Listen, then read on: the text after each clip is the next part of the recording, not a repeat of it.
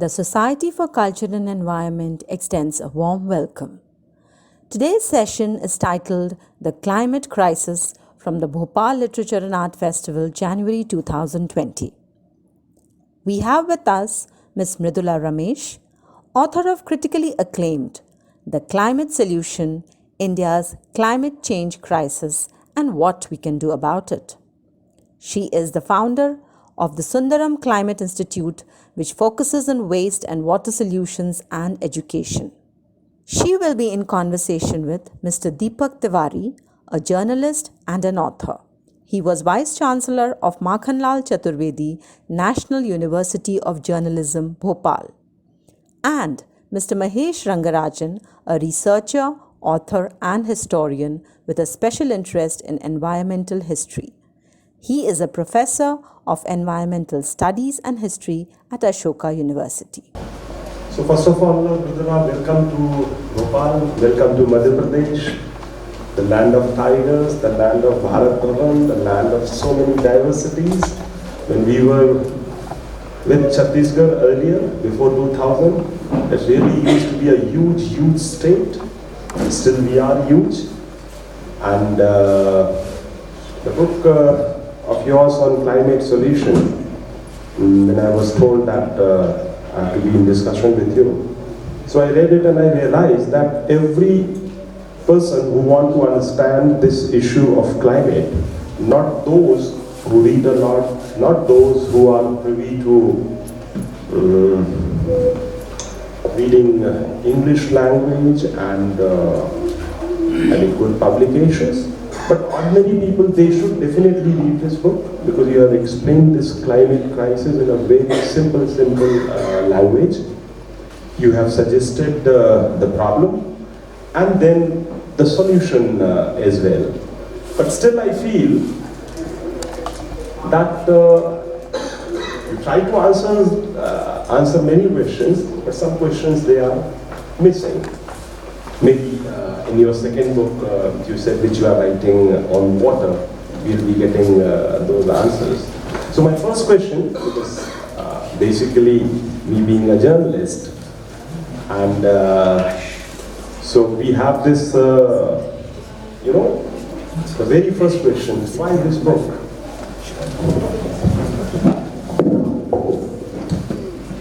Thank you, Deepak. I think why this book, I'll be very honest, I knew nothing about climate change 1 decade ago. I didn't know it existed, and I'm a science major and like the environment.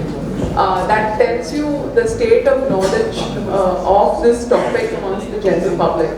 And until it hit me personally, as if we ran out of water at home, I didn't care, and that's human nature, right? And I think that's something that today, when so many of us try to shame the other side in saying you're a bad person if you don't care, I think we need to understand the pointlessness of saying that if you're actually serious about solving a problem. So that was why I wrote the book, because I felt this is something that is going to hit every person. And when I started writing about this in 2013-14, people really thought this was a midlife crisis gone badly wrong. Today I get less of that. Today, I hang out in corporate circles and people really thought, what is she doing? And today I get less of that. And today I get questions of what can we do, which is a good place to be in. So there are two things I learned while writing about the book. A, it's already here, it's not something in the future. B, India is the single most vulnerable country to climate change, right? And 3, I think this is something we spoke about earlier also. The messaging and the medium matters in terms of who you're talking to, right? When you talk about climate change in India, I think rather than cutting emissions, which most Indians are not responsible for, I think it's important to phrase it in terms of heat waves, in terms of jobs, in terms of water, which starts resonating with more and more people and getting them motivated to act. That's great. So now we have. You are your third author. Please give me a hand. Thanks. This is the family we are. We make our speakers do the work. Thank you. Welcome, Mr. Rangarajan. And I was asking Mridula about why she wrote this book. What made her to write this book? So, as I said earlier, it's a wonderful book to begin with. Before this book, about 7-8 years back, or rather 10 years back, I wrote this book, Green History of the World by Clive Ponting, which starts with the story about Easter Island, how it reached the present state. You start your book with Chennai floods, and you rightly said that when you face this water crisis at your home. So apart from these individual things which are affecting people because of climate change, as a society, as an Indian society, you have tried to touch. You wrote about our farming and number of things.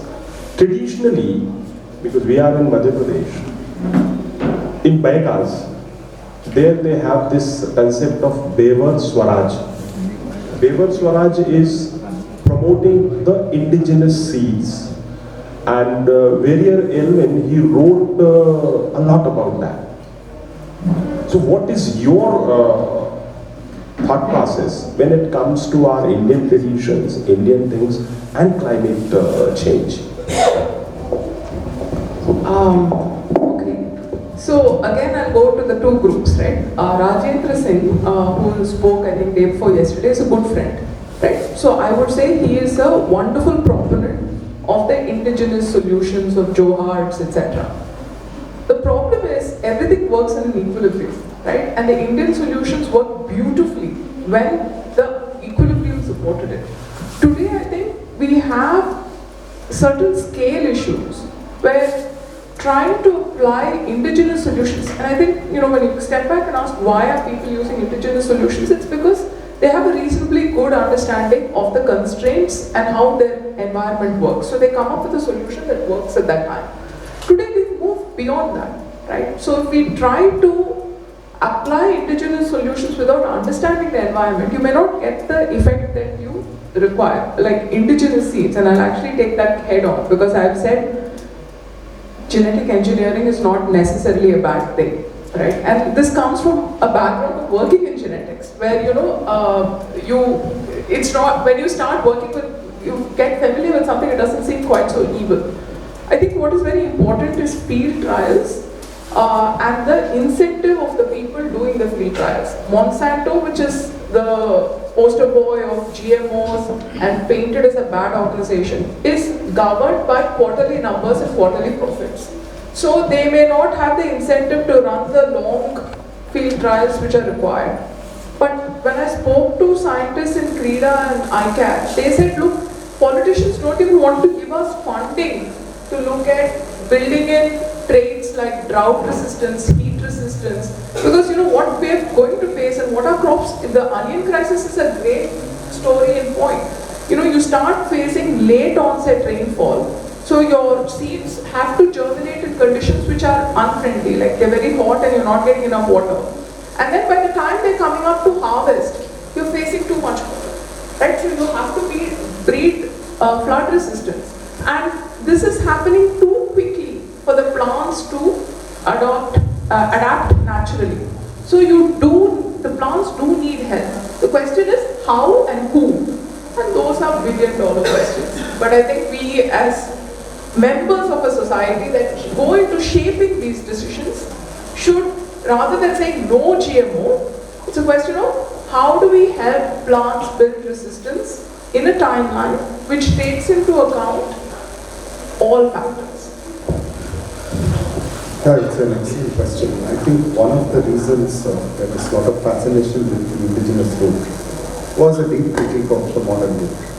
So around 20 years ago, it's a very important book that Mridula and I were discussing last night, Dying Wisdom by the late Anil Agarwal and Sunita Narayan. And one of the things it did very well was to show that in different parts of India or South Asia, there were different systems of storing the rainwater. Because we have a situation in monsoon and societies. There are about 20 such countries where the rainfall is concentrated at a certain time of the year. So you have a sharply defined wet and dry season. And naturally, human societies over centuries or millennia worked out different ways to deal with the problem of long-term scarcity and short-term abundance. And I think this is a very important point. We must keep in mind the moment we are in. In 1600, the population density was 35 to a square kilometer. Suppose one were to use the Aine Akbari and look at figures given by Shumitho. In 1880s, it was 70 to 80 to a square kilometer.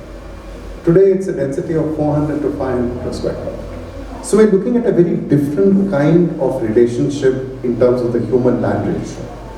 The other point which I think is crucial is the Dying Wisdom book and the other work of Anil Agarwal actually was addressing one specific issue, drinking water. So the amount of water that a human being requires per day is roughly constant in order to drink and survive.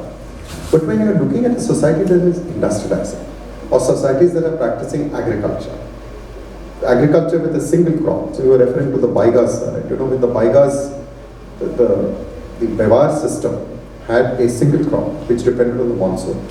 They conducted that crop for a few cycles and then they moved to a new site. So agriculture was rain-fed and only a part of the surplus required to support the baigas. And other sections, baigas did trade. They hunted, they sold their labor, they provided a lot of other services. So what happens when a society not only has so many people, but so many people with a longer lifespan? So as a student of history, I'm always struck, you see, when India became independent, the lifespan was about 32 years. Today it is about 67, 68 years. So even if it is the same number of people, they're living longer. The other is that industry also requires a lot of water. Urban societies have another kind of impact.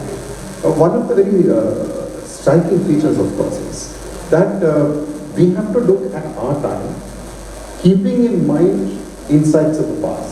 But we have to craft responses which are specific.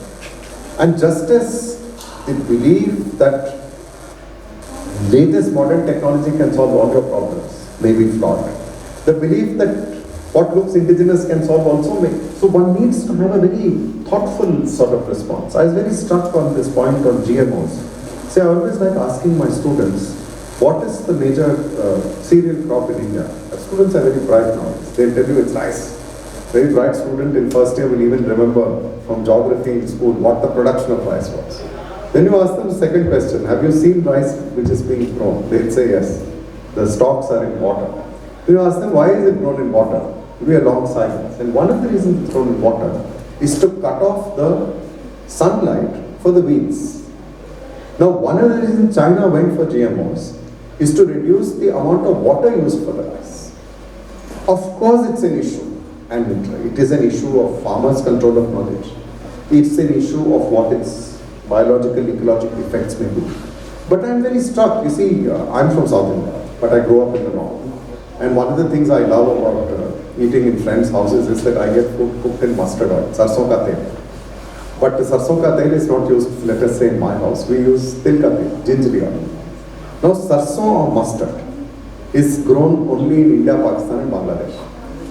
Nobody else in the world has heard about sarson or wants to consume it. The major breakthrough on sarson was done by Professor Deepak Tiwari in Delhi University. He later became Vice Chancellor. And the initial trials showed something like a 20-25% increase of yield. This is a public sector organization, Delhi University. There is no company involved. Now this is a valid debate. What should we do? How do we regulate the technology? What will be the role of the producer?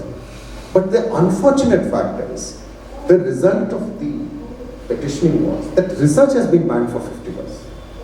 This is very unfortunate. So, we need to look at new forms of knowledge with respect and critically. We need to look at earlier forms of knowledge with respect and critically. And historically, one of the problems of a society is that this debate should be a little open. It shouldn't go by labels. And I'm sure, sir, you would agree that when we look at these issues, how we pose the question is also important. It's not just finding the answer. It may not be the right answer. 5 years later, we may try another set of approaches. So this debate of GMO, we don't want to go towards GMO thing. Left and right is on the same page. Their organizations, farmers' organizations, they are on the same page. I remember going to Jaguar, and there so many communities, they have built their seed banks, and they are trying to do it. But you are right, and particularly I fully agree to this point that you have to look both ways. Any one system cannot be completely good or bad. Now coming to the climate solution book, Mridula ji, in your book I was trying to find out, I mean, why this debate is not becoming a debate of political parties. Why this debate is not being debated in the studios or in the vernacular newspapers. Of course, I mean, there are newspapers who do write about it, but sitting in the Hindi heartland, we hardly see this becoming a narrative or discussion having around this topic. Why is it? What I mean? Thank you, sir. I think this is probably the defining question for the next 5 to 10 years, which is an important decade to get our action going on climate change. It's really important. So why, let me just see if I understood you correctly. Why is action on climate change or to extend environment not politically resilient, right? And it's an important question in a country which is a democracy, right? Because politicians, their job role is to get re-elected. Just putting everything aside, it's to get re-elected. And if they do not see people voting for policies that advance action on climate change or environment or something, they're not going to do it. All else being equal. And we actually, in our institute, we went and asked a bunch of people, would you vote on this? And we gave a bunch of, instead of just saying, would you vote on this? They'll say, yes, madam. But we went and asked a number of staff and asked them to rank what would you vote for. And honestly, water in Madurai, where I come from, which was a terrible drought, they were getting water once in 4 days, and they were getting 20 to 50 liters per person. Water wasn't a voting topic. And why is that? Right? It's not. Let's be very honest, it's not. And why is it? In climate change, one of the biggest debates in computing damages to the world was the discount rate that was used to discount future damages to present time. And there was a huge argument amongst giants in economics on whether the discount rate should be 6% or 4% or 2% or whatever. The average discounting rate for an economically vulnerable Indian is upwards of 50%. Okay, yeah. Let's be very clear that in informal markets, the smaller farmer, your urban poor, the maid who comes, the petty shop owner, their discounting rate is, if they get the MFI microfinance funding, 25%, 27%. Otherwise, informal markets, it's 50 to 80%, which means the next week doesn't matter. Right? Their time scales are so small that anything beyond the next week does not matter. And I think that we have to be very aware of. We can sit in fancy rooms and have intellectual conversations. But until we realize this, to talk about things that resonate with them, it's very important. And I think the second point which we were discussing is language. Right? We're talking in English today. And this is a nice to have for many people on the streets. If we do not talk in language that they understand. I was in Kodaikanal recently and I was talking to a guy who operates a horse ride. And I've known him for 40 years. And he said, let's say it in Tamil and then translate. Which means, madam, it's too cold, it's too warm, right? I can't even use a blanket to sleep in the night in Kodaikanal, right? I think if you start talking to them, talking to the regular average Indian in language they understand, in stuff that matters in shorter time frames, which because climate change is already here, it begins to resonate. Then you might get political interest. Okay, political action is always a followership. It's never a leadership, and that's fair because their job description, let's be very honest, and just strip it away of anything, is to get re-elected. I think being a political and a social scientist, I mean, what is your take on this question? But I don't think India is exceptional. When you look at democratic societies as well as authoritarian societies, over the last 100 odd years, one of the big transformations is that most countries are independent. We are living in a world of nation states. There are about 200 of them. But something which is very important is they are still competing with each other. They are not competing to grow in size. They are competing often to have the largest armies or the navies. But more important than that, they are competing to have the largest economies. And this struggle of sovereign states becomes a struggle of each against all. Underlying the failure of governments of the world to reach an agreement, a serious agreement with serious action on climate change or species extinctions, I can give you a longer list, is that the particular interests of each nation state and the dominant interest groups in that state push it in a certain direction. It's difficult to think of a better educated, more sensitive, more humane President of the United States in the post-war history than Barack Obama. But his successor was elected with a specific kind of agenda which put coal and oil first. So the old economy is very much there. So what is good for the oil interests, the coal interests, is good for the United States. It's of course good for Mr. Trump's voters, many of whom, let's not forget, are working class. So in the Appalachians, the people who are out of work, you go and tell them that you've got to give up your job to save the planet. They are very big fellows. They are some 6 foot 2 inches. I don't think you would want to be there at the end of the argument. You'd probably run away. And in a country such as India, I really like this analogy. This issue of that, what is it that is at the top of your agenda? Go back about 50 years. In the late 60s, the major issue in India was food reliance on the United States. And one answer to that is a package of measures known as the Green Revolution. In the short run, it worked. India moved from dependence on food imports to the United States to self-reliance. So in the late 60s, some 20% of American wheat output ended up in India. And India didn't have the money to pay for it. There was the PL 484. Over the last 30 years, that memory has faded. But we know now that one of the ways the Green Revolution worked was by applying huge amounts of fertilizer. One of the most important fertilizers was nitrogen.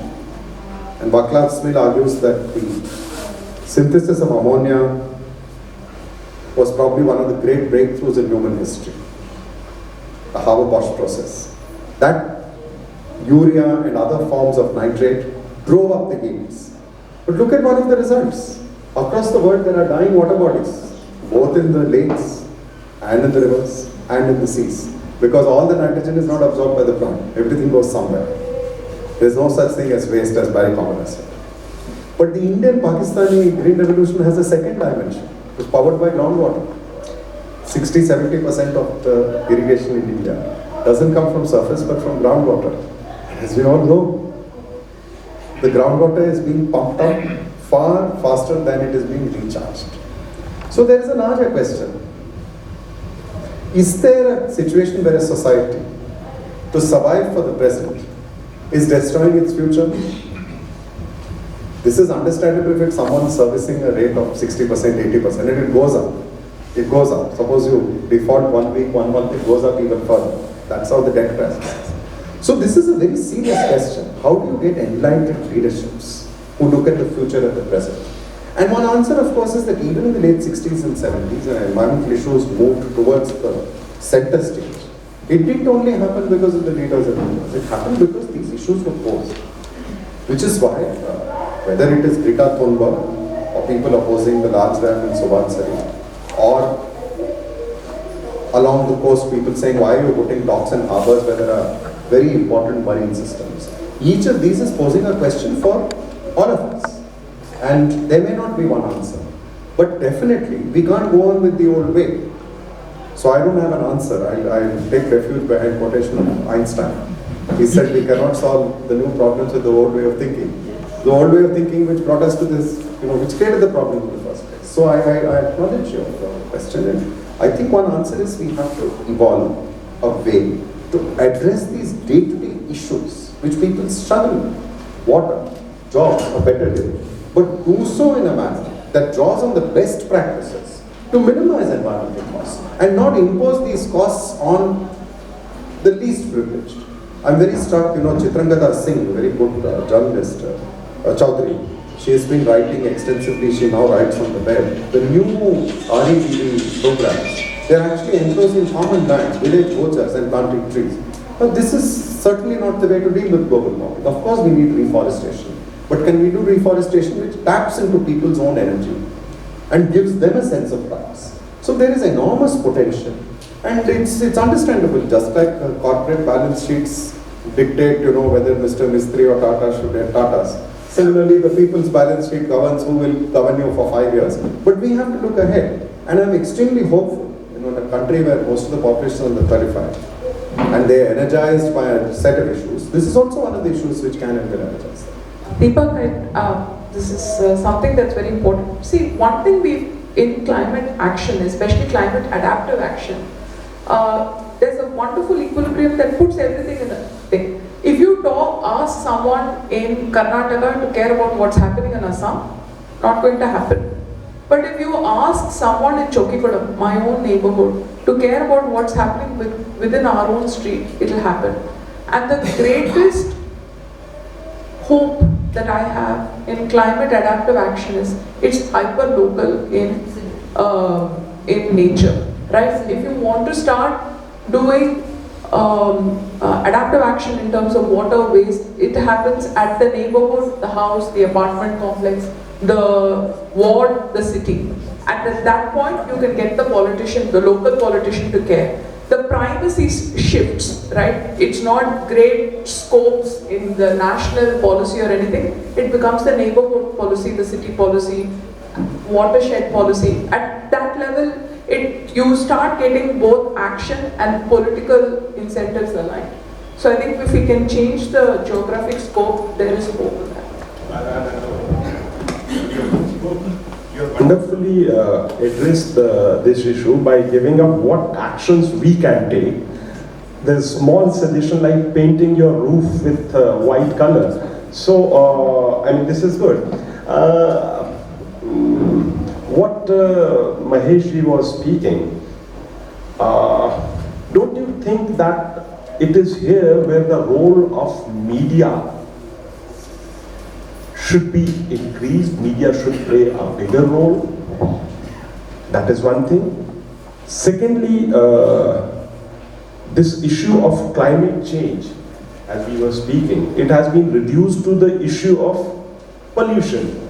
Whenever you speak about this thing, so immediately people will start speaking about the plastic waste and other things. The masses. Similarly, like Gandhiji has been reduced just to Swachhata and Charkha.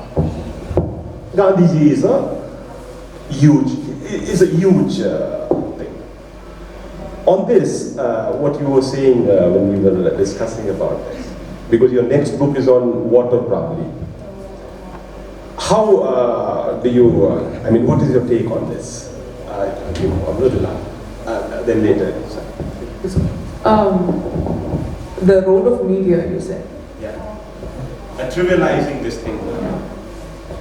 Pollution and Okay, so again I will say we're looking in the wrong place, right?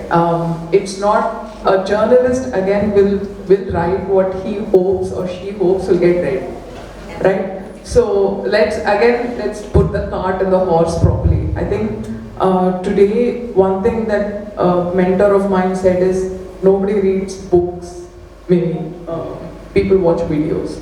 So why don't you actually make short videos? I think the point that you're trying to convey is how do we get good understanding to the people. Unfortunately today, with the rise of Twitter, etc., you are getting tribalization of communication, and people become increasingly more tribal to actually stand out. And that is coarsening the entire debate, which is, you only read what your own tribe writes, and the discussion loses nuance. And in a subject like climate change, you really do need nuance at a very, very high extent. And I'm not going to say, I think as a parent of 2 children, I have internalized the meaninglessness of the word should. It doesn't work. The meaninglessness of the word should. Conscience doesn't work. I mean, if I tell my kids, yeah, you should do this, it doesn't work.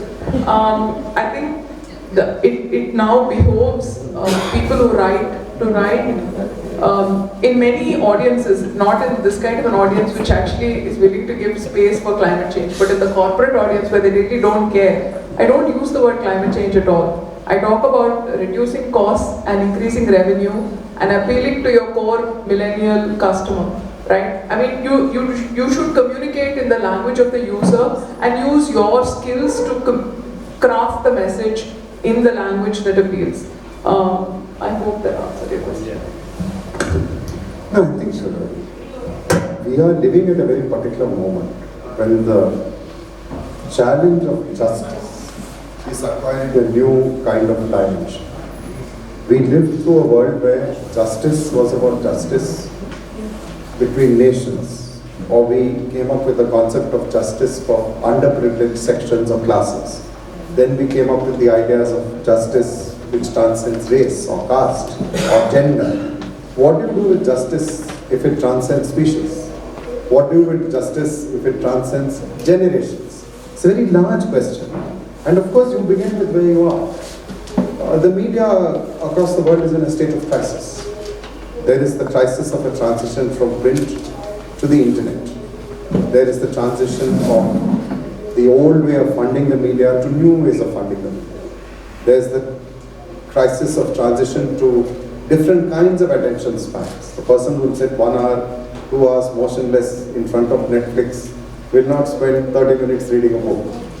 The person who would have 20 years ago written a long letter of 1.5 pages will now write a short tweet or a very short WhatsApp, forget even about email.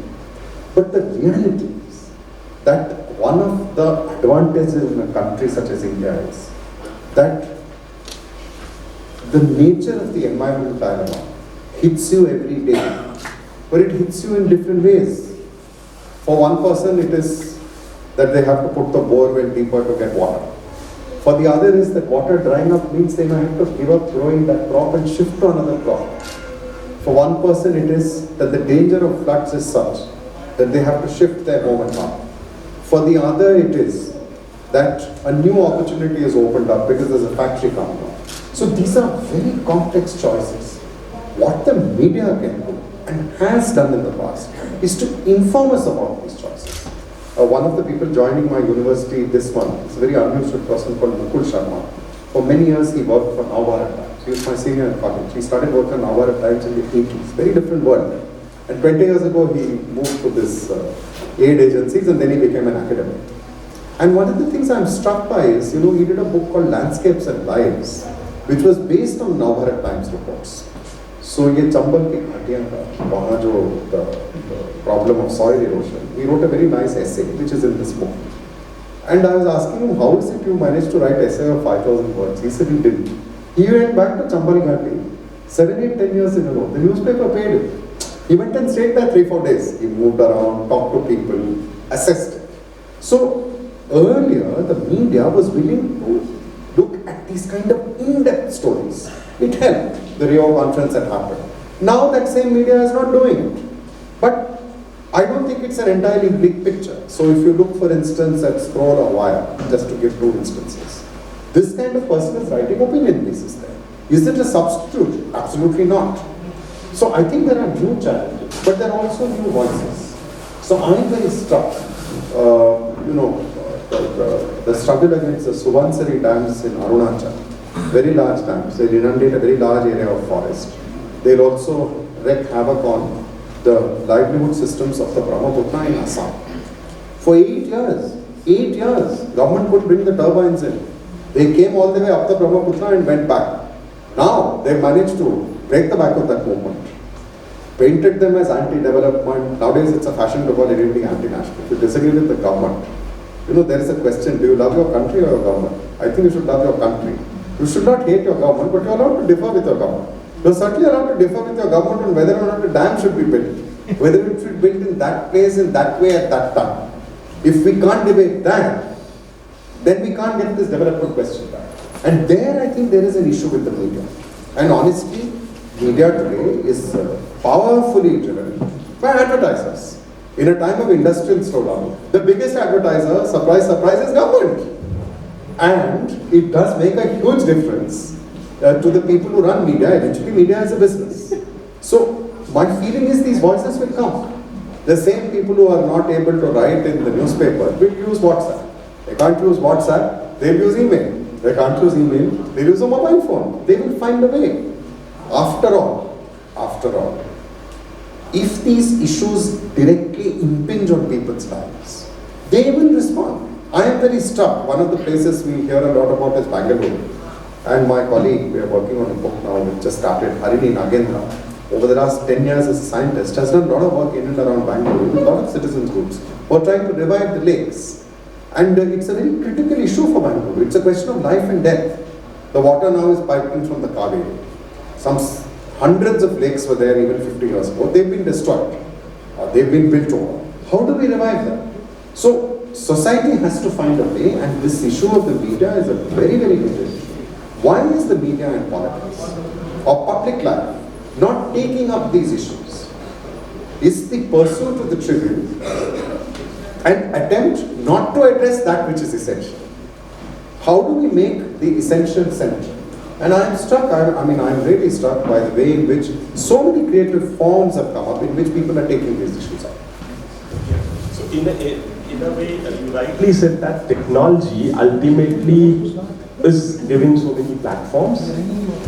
My editor, again, at the million, J.R. Gopal Krishnan, he used to say a reporter should be able to tell a story in 25 words.